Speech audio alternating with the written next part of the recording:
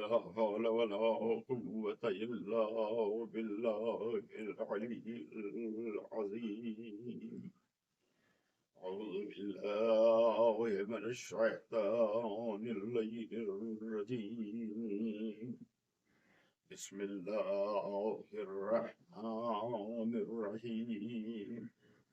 الحمد لله رب العالمين، خالق السماوات والأرضين ومالك يوم الدين، والصلاة والسلام على أشرف الأنبياء والمرسلين وخاتم النبيين أبي القاسم محمد، اللهم صل على وآله الطيبين الطاهرين المعصومين المظلومين الصديقين الغر الميامين، لعنة الله على أعدائهم وقاتلهم وغاصب حقوقهم ومنكر فضائلهم أجمعين.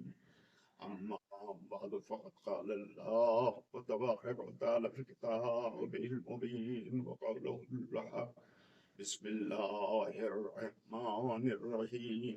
شهر رمضان الذي أنزل فيه القرآن هدى للناس وبينات من الهدى والفرقان. عزیزان گرامی قدر، حاضرین و ناظرین، آپ سب تک میرا سلام پہنچے۔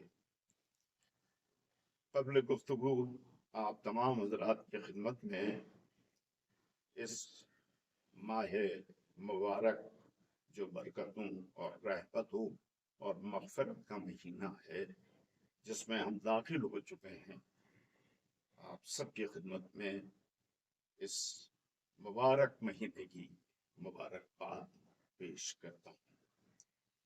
خداوند عالم ہماری توفیقات میں اضافہ فرمائے کہ ہم اس مہینے کے فیض و برکات کو حاصل کر سکیں۔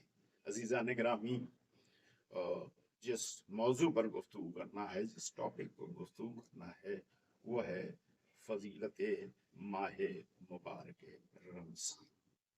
ماہ مبارک رمضان کی فضیلت کو سمجھنے کے لیے یا اس کو درک کرنے کے لیے ضرورت اس بات کی ہے کہ اس سے قبل کے مہینے کی فضیلت یعنی ماہ مبارک شعبان کی فضیلت کو سمجھا جائے، اس لیے کہ وہ مہینہ پیغمبر اکرم ختم مرتبت حضرت محمد مصطفیٰ صلی اللہ علیہ وآلہ وسلم سے منسوب ہے۔ چنانچہ ہمارے ہاں روایتوں میں یہ ملتا ہے کہ پیغمبر اکرم کی یہ خواہش ہوتی تھی، اور جب ماہ مبارک شعبان کا چاند افق پر نمودار ہوتا تھا تو آپ کسی کو بلاتے تھے اور اس ماہ مبارک شعبان کی فضیلت میں لوگوں تک یہ پیغام پہنچاتے تھے کہ اے لوگو، اس ماہ مبارک میں روزے رکھو تاکہ تمہیں اللہ کی قربت نصیب ہو سکے اور یہ عمل تمہارا رسول کی محبت میں ہوگا۔ چنانچہ بہت فضائل ہیں، مجھے تفصیلات میں نہیں جانا ہے، صرف عرض یہ کرنا ہے کہ ماہ مبارک شعبان یہ 3 مہینے مسلسل، ماہ مبارک رجب، ماہ مبارک شعبان اور ماہ مبارک رمضان، یہ 3 مہینے جو ہیں یہ اللہ کی رحمتوں اور برکتوں کے مہینے ہیں، جس میں وہ اپنے بندوں کی گناہوں کو معاف کرتا ہے، خیر و برکت ان کے شامل حال کرتا ہے۔ چنانچہ آپ دیکھتے ہیں کہ یہ تاکید کی گئی ہے کہ ماہ شعبان میں روزے رکھے جائیں، اگر بہت زیادہ نہیں تو کم سے کم 3 روزے ماہ شعبان کے رکھ لیے جائیں۔ یہ اس کی برکت ہے، اس کی فضیلت ہے مہینے کی۔ اور اب ظاہر ہے کہ جو مہینہ اتنا بابرکت ہو کہ جسے پیغمبر اکرم खत्म मर्तबत हजरत मोहम्मद मुस्तफ़ा सल्लल्लाहु अलैहि वसल्लम से मंसूब किया जा रहा है। तो अब वो महीना जो खुद अल्लाह का महीना हो, जिसे शहरुल्लाह कहा जा रहा है, जाहिर है कि उसकी बरकतें, उसकी नेमतें किस कदर वसी होंगी, ये तो ज़हन इंसानी में समा ही नहीं सकता है। इंसान सोच भी नहीं सकता है कि वो क्या क्या उससे देता है। चुनांचे हमारे यहाँ शाह तूसी अलैहिर्रहमान ने इमाम रजा अलैहिस्सलाम हमारे 8वें इमाम हैं, उनसे मोतबर असनाद के साथ रवायत नफी की है कि इमाम फरमाते हैं कि मेरे इमाम फरमाते हैं कि मेरे जद हजरत अमीरुल मोमिनीन अली इब्न अबी तालिब अलैहिस्सलाम ने ये नफी किया है पैगंबर अकरम खत्मी मर्तबत हजरत मोहम्मद मुस्तफ़ा सल्लल्लाहु अलैहि वसल्लम से कि पैगंबर ने एक दिन अपने खुतबे में खुद फजीलत माह मुबारक को बयान किया है। देखिए, एक होता है कि फजाइल आम लोग बयान करें, यानी मुसलमान बयान करें, वो अपनी फिक्र के लिहाज से, अपने इल्म के लिहाज से, या अपने मुताले के लिहाज से, या अपने तजर्बात के लिहाज से बयान कर सकते हैं। लेकिन जब अल्लाह का पैगंबर खुद बयान करेगा तो जाहिर है कि जिसकी जबान मुबारक उस वक्त तक जुम्बिश में ना आती हो, जब तक वही इलाही का इशारा न हो जाए, रज़ाए परवरदिगार न हो, तो जब वो खुद फजीलत बयान करेंगे, तो अब इस बयान में किसी भी मुसलमान को के लिए इस बात की गुंजाइश नहीं रहती है कि वो सोचे कि ऐसा भी होगा, कहीं ऐसा भी हो सकता है। नहीं, ऐसी कोई गुंजाइश नहीं है, इसलिए कि अल्लाह का वो नबी के जो अपने परवरदिगार के हुक्म के बगैर अपनी जबान को जुम्बिश भी न देता हो, वो जब फजाइल बयान कर रहा होगा तो इसका मतलब यह है कि अल्लाह चाहता है कि मेरा नबी इस माह मुबारक के फजाइल को बयान करे ताकि लोग इस तरफ मुतवज्जे हो सकें, इस महीने की मार्फत को हासिल कर सकें। चुनांचे अब ये पूरा तफसीली खुतबा मैं आपके खिदमत में नहीं अर्ज कर सकता हूँ, चंद जरूरी बातें। उससे पहले मैं एक बात आपसे अर्ज कर दूं कि देखिए, दुनिया में मज़ाहिब बहुत हैं, आप जानते हैं, बहुत से ज्यादा रिलीजन है, मजहब है, लेकिन मैं पूरी जिम्मेदारी से आपसे ये बात अर्ज करना चाहता हूँ कि दुनिया के किसी मजहब में ऐसी कोई इबादत या प्रेयर नहीं है जिसका हर लम्हा इबादत करार दिया जाए। यानी अगर 24 घंटों को आप फ्रैक्शन में तकसीम कर दें तो कोई ऐसा फ्रैक्शन नहीं होगा कि जिसे अल्लाह ने इस महीने में इबादत करार न दिया हो।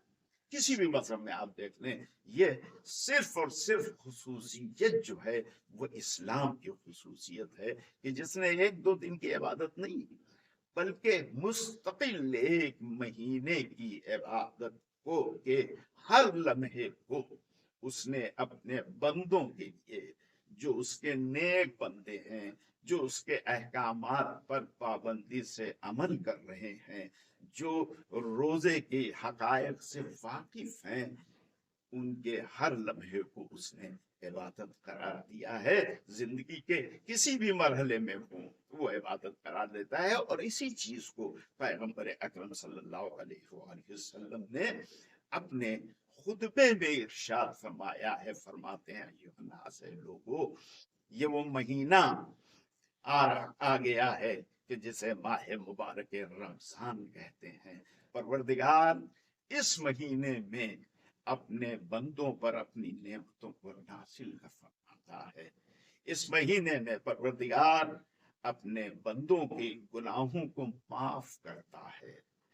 इस महीने में परवरदिगार अपनी नेमतों से अपने बंदों को नवाजता है। फरमाते हैं, ऐ लोगों, ये वो महीना है कि जिसका हर लम्हा इबादत करार दे दिया गया है, जिसका सोना इबादत है, जिसका जागना इबादत है, कस्बे माश करना इबादत है, किसी मोमिन से गुफ्तगू करना इबादत है। और एक अजीब बात मैं आपकी खिदमत में अर्ज करना चाहता हूँ कि लम्हात दूसरे मज़ाहिब में इबादत के बहुत मिल जाएंगे, लेकिन जरा ढूंढ के मुझे बताइएगा कि किसी मजहब में सांस के आने जाने को भी इबादत करार दिया गया हो। पैगंबर अकरम इरशाद फरमाते हैं कि अल्लाह ने अपने रोजेदार बंदों, यानी जो रोजा रख रहे हैं, रोजा शरायत के साथ, पाबंदी के साथ रख रहे हैं, परवरदिगार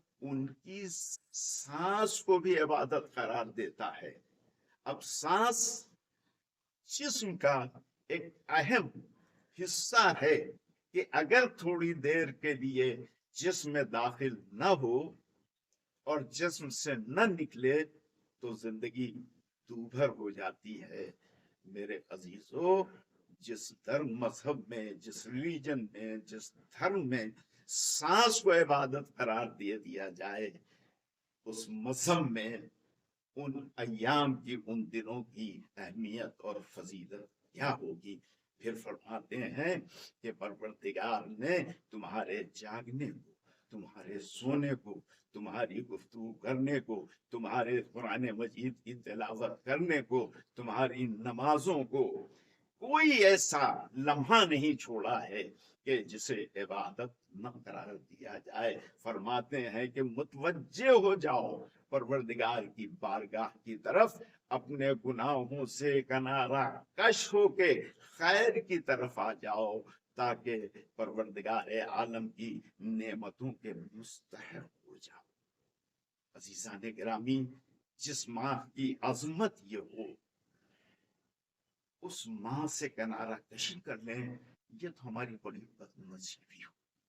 अब दूसरा मरहला आता है कि जहां ये बयान किया गया है, वहां उन शरायत का भी जिक्र किया गया है कि आपको किस हाल में आलम सौफ में रहना, यानी वो कौन सी ऐसी चीजें हैं कि जिनसे आपको बाहर रहना है, जिनसे आपको अलग रहना है, और वो कौन सी ऐसी चीजें हैं कि जिन्हें आपको अपना लेना है, जिनसे करीब हो जाना है। और एक खुसूसियत और भी इस इबादत की, इस माह रमजान की फजीलत में है कि उन चीजों को जिन्हें अल्लाह ने आम दिनों में आपके लिए हलाल करार दिया है, हालत में सौम में उन चीजों को उसने हराम करार दिया है। यानी माहे मुबारक रमजान जहां एक तरफ अल्लाह की रहमतों को लेके आ रहा है, उसकी बरकतों को लेके आ रहा है, उसकी अजमतों को लेके आ रहा है, बंदों की मफरत का पैगाम दे रहा है, जन्नत की नेमतों का जिक्र कर रहा है, वहीं दूसरी तरफ इस बात का भी इशारा है कि ये मुबारक महीना तुम्हारे लिए एक टेस्ट का महीना है, एक तुम्हारी इम्तिहान का लफ्ज तो बड़ा सख्त होता है। परवरदिगार अगर हमारा इम्तिहान ले तो हम कै मिनट इस मंजिल इम्तिहान में रुक सकेंगे, लेकिन यूं समझ लीजिए कि वो एक ऐसी मंजिल से गुजार के देखना चाहता है कि मेरे बंदे में सब्र व शुक्र है या नहीं है। और इसलिए उसने कुछ शर्तें लगाई हैं।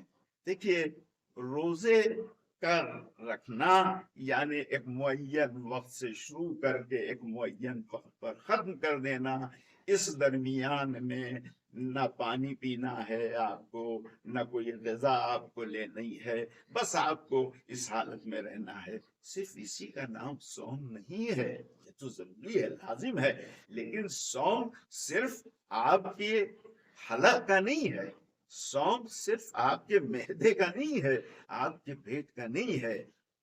सौम यानी रोजा आपकी फिक्र का भी होना चाहिए, आपकी कुव्वत समात का भी होना चाहिए, आपकी जबान का भी होना चाहिए, आपके हाथ और पैरों का भी रोजा होना चाहिए। यानी क्या मतलब कि ये कैसे रोजा रखेंगे, जिसमें ये आज़ा हैं और इन सब के फराइज अलग अलग हैं, बिल्कुल इनके काम अलग अलग हैं। दांतों का काम है कि रजा को गूंज कर जबान के जरिए हलक तक पहुंचाना, हलक का काम है कि उसे नीचे उतार कर मैदे तक पहुंचा देना, मैदे का काम है कि उसे हाजमे के निजाम से गुजार कर जिस चीज की जहां जरूरत है उसे वहां पहुंचा देना फरमा रहे हैं आप। लेकिन आपकी फिक्र की भी जिम्मेदारी है कि रोजा रख के आपकी फिक्र कैसी होनी चाहिए। आपके जबान की जिम्मेदारी है कि आपको क्या बोलना है हालत सौम और क्या नहीं बोलना है। कान की जिम्मेदारी यह है कि हालत सौम में उसे क्या सुनना है और क्या नहीं सुनना है।